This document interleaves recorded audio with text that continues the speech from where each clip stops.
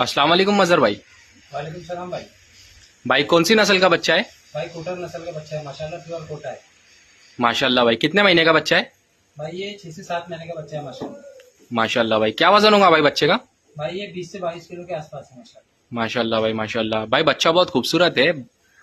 हाँ माशाल्लाह, कान की क्वालिटी भी बहुत बेहतरीन है जी और फेस भी अच्छा है माशाल्लाह।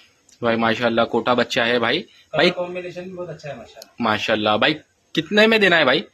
भाई ये इंशाल्लाह फोन पे जिसको चाहिए होगा उससे बात कर लेंगे इंशाल्लाह फोन पर। जी भाई, जिस किसी को भी माशाल्लाह खूबसूरत बच्चा चाहिए, स्क्रीन पे नंबर दिया गया है, आप डायरेक्ट बात कर सकते हैं मजहर भाई से, और एड्रेस भी दिया गया है, आप आके विजिट भी कर सकते हैं।